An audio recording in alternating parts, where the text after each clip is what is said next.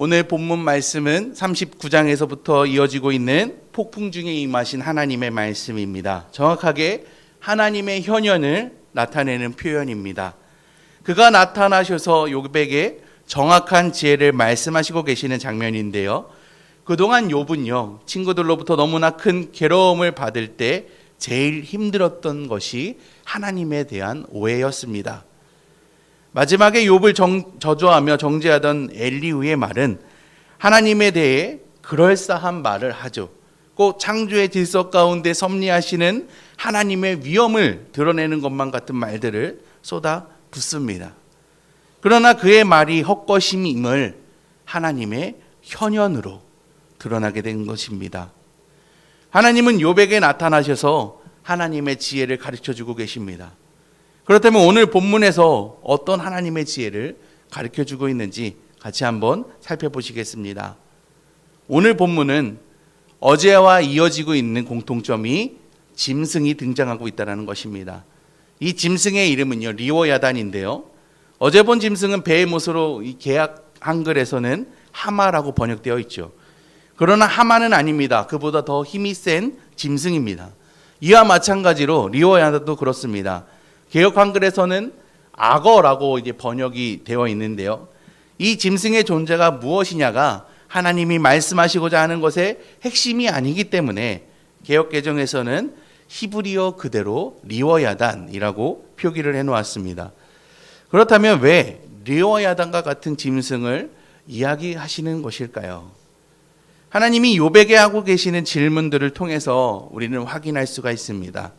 1절에서부터 8절까지 그 질문을 보면요, 너는 낚시로 리워야단을 낚을 수 있겠느냐?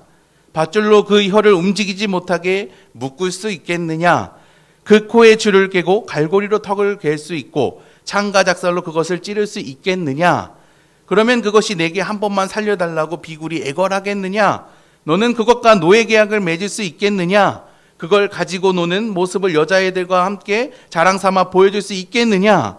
과연 어부나 상인들이 그것을 잡아다가 시장에 내다 팔 수 있으랴?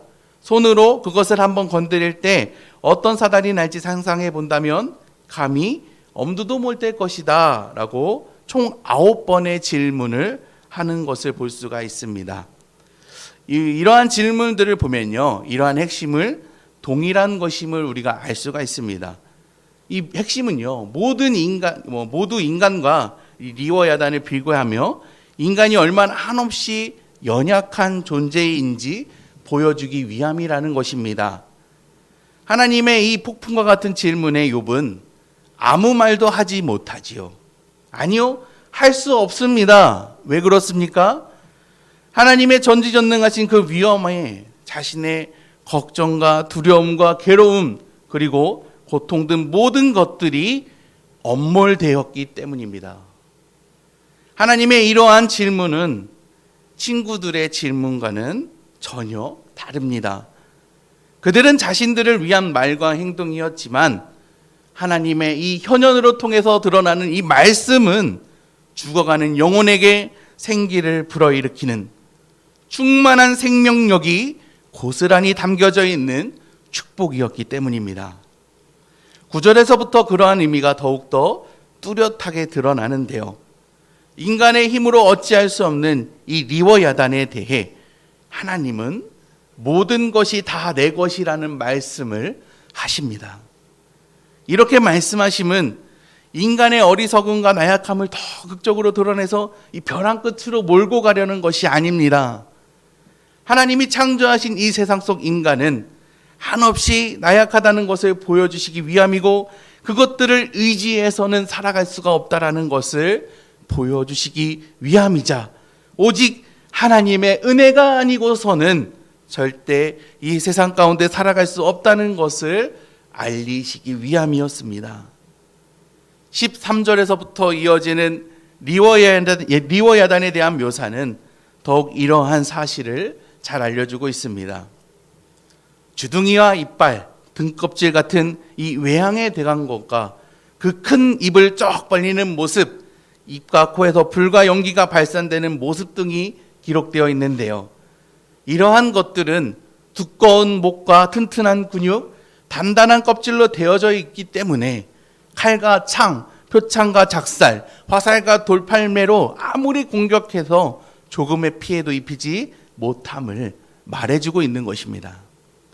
당시 이러한 무기는 인간들에게는 그 시대의 짐승들을 사냥하는 도구들이었죠. 그러니까 당시 인간이 만들 수 있는 최고의 무기들로 이 짐승 하나 이기지 못한다는 말이 됩니다. 오히려 그 짐승을 공격하다가 자신이 더 큰 상처를 받게 된다라고 말하고 있습니다. 이러한 표현들은요, 인간이 참으로 연약하고 보잘것없는 존재라는 것을 더욱더 잘 알려주고 있으며 33절, 34절에서 제 아무리 잘나고 대단한 인간이라도 이 짐승을 다스릴 수 있는 사람은 하나도 없고 오히려 이 짐승이 연약한 인간보다 위에 있다는 것을 말하며 41장은 막을 내리게 됩니다. 하나님이 창조하신 이 세계 속에는 인간이 경험할 수 없고 이해할 수 없는 수많은 영역들이 존재합니다. 그리고 인간보다 더 뛰어난 피조물들이 있다는 사실을 41장을 통하여서 우리는 확인할 수가 있죠. 그러면서 동시에 우리가 알 수 있는 사실은 하나님이 이 모든 것의 주인임을 밝히 드러내고 계시다는 것입니다. 이렇게 하나님이 말씀하시는 사실에 우리는 한 가지 주목해야 될 점이 있습니다. 바로 친구들과 하는 그 질문과 하나님이 말씀하시는 것의 차이인데요. 이 차이를 크게 세 가지로 구분할 수가 있습니다. 첫째는 하나님의 절대적인 주권, 둘째는 인간의 한계성입니다. 이 두 가지는요, 하나님도 친구들도 똑같이 선포하며 인정하는 부분인데, 마지막 세 번째는 하나님이 하시는 말이 아닌 친구들만 말하는 인과응보가 있습니다. 이것은 무엇을 보여주는 결과인가 하면요, 하나님은 본인 스스로 자신에 대해 선포하고 연약한 인간에게 자신의 지혜로 권위와 권력을 행사할 수 있는 분이 되시지만, 연약한 인간은 절대 그 누구도 위계를 가질 수 없다라는 말이 됩니다. 즉 누가 누구를 다스릴 수 없다는 말이 되지요. 만약 지금 하나님이 하시는 이러한 행위를 연약한 인간이 하게 된다면 그 논리는 이 친구들과 같이 인과응보가 될 수밖에 없습니다. 너는 이렇게 했으니 이렇게 되는 것이야 라고 말을 하는 것이지요. 이러한 태도와 방식은 하나님의 영광을 드러내는 것이 아니라 오히려 하나님의 영광을 가리우게 됩니다.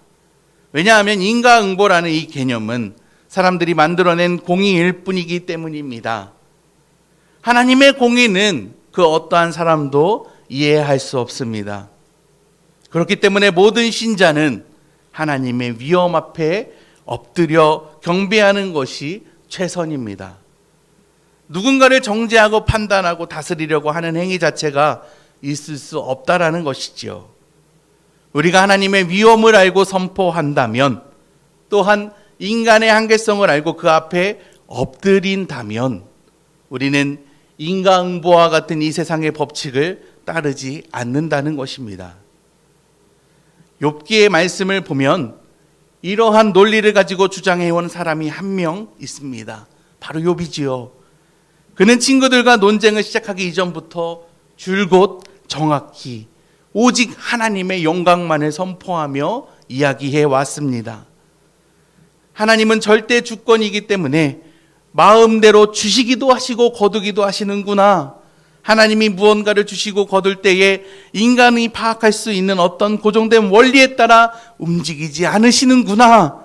나는 왜 내게 이러한 고난이 임하였는지 이유를 모르겠는구나.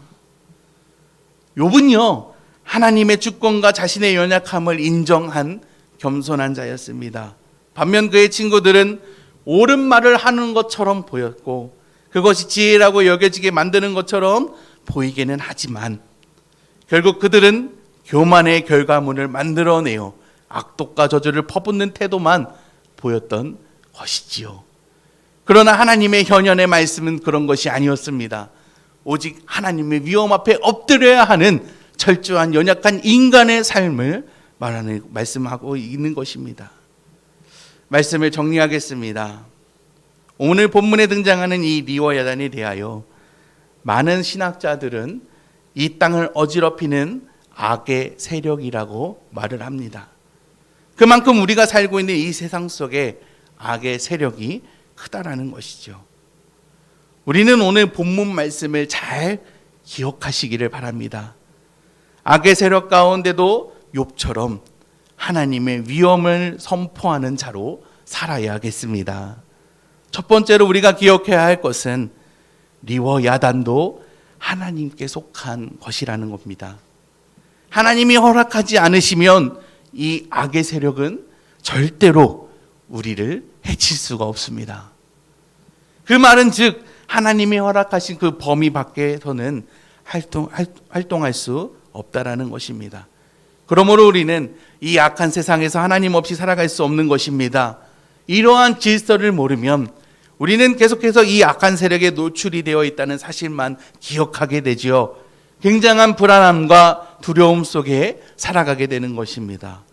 그러나 예수 그리스도 안에 있는 우리는 그 울타리 안에 있기 때문에 어떠한 상황과 환경 속에서도 기쁨을 잃지 않고 감사와 찬양을 올려드릴 수 있는 것입니다. 두 번째로 우리가 기억해야 할 것은 하나님의 이러한 말씀들은 생명력이 있는 말씀이라는 것입니다. 하나님은 욥에게 계속해서 할 수 있겠느냐라고 물으십니다. 이는 인간의 입으로 할 수 없다는 것을 상기시키시는 말씀이지요. 무시무시한 악과 고난 앞에서 인간은 무너질 수밖에 없는 나약한 존재입니다. 하지만 이와 같은 사실은 이 질문으로 인하여 오히려 절망이 아닌 믿음의 이유가 되는 것입니다. 야고보 사도는요, 이 시험에 대해 이렇게 말을 합니다. 내 형제들아, 너희가 여러 가지 시험을 당하거든 온전히 기쁘게 여기라. 이는 너희 믿음의 시련이 인내를 만들어내는 줄 너희가 알미라. 인내를 온전히 이루라. 이는 너희로 온전하고 구비하여 조금도 부족함이 없게 하려 함이라. 너희 중에 누구든지 지혜가 부족하거든 모든 사람에게 후히 주시고 꾸짖지 아니하시는 하나님께 구하라. 그리하면 주시리라. 오직 믿음으로 구하고 조금도 의심하지 말라. 의심하는 자는 마치 바람에 밀려 요동하는 바다 물결 같으니 이런 사람은 무엇에든지 죽게 얻기를 생각하지 말라. 두 마음을 품어 모든 일에 정함이 없는 자로다. 우리는 하나님이 허락하신 은혜 가운데 살아갑니다. 이와 같은 사실을 잊어버리면 우리는 너무나 큰 고통과 시련 앞에 몸부리치며 고통스러워할 뿐이지요. 오늘도 우리에게 질문하시는 하나님의 음성에 주목하시기를 바랍니다. 내게 직면한 여러 가지 문제 앞에 하나님은 말씀하십니다. 아무도 그것을 격독시킨 만큼 담대하지 못하거든 누가 내게 감히 대항할 수 있겠느냐? 누가 먼저 내게 주고 나로 하여금 갚게 하겠느냐? 온 천하에 있는 것이 다 내 것이니라. 오늘도 이와 같은 온 세상을 감싸도는 하나님의 위엄의 말씀을 들으시며 믿음으로 승리하는 삶이 되시길 주님의 이름으로 축복합니다. 기도하겠습니다. 온 세상을 주관하시어 창조의 섭리대로 역사하시는 하나님, 연약한 우리의 모습과 마음을 가지고도 이 자리에 나와 예배하게 하시니 감사와 찬양을 올려드립니다. 우리는 한낱 피었다 지는 이름 없는 꽃과 같은 인생을 살아가는 것 같은 너무나도 초라하고 보잘것없는 연약한 인생 같지만 하나님은 우리의 머리털 하나까지 세시며 불꽃과 같은 눈동자로 지켜보시는 분이 되심을 기억하며 찬양과 영광을 올려드립니다. 주님, 모든 상황 속에서 오직 주님만을 바라보고 싶습니다. 우리의 모든 것들이 이 세상에 속해 있지만 하나님만을 드러내게 하여 주시옵고 조금도 의심하지 않고 믿음 위에 굳게 서게 하여 주시옵소서. 우리를 통하여 하나님의 놀라운 일이 이루어질 것을 믿습니다. 주님, 우리가 있는 모든 곳에서 하나님의 사랑과 영광이 흘러 넘치게 하여 주시옵소서. 예수님의 이름으로 기도드립니다. 아멘.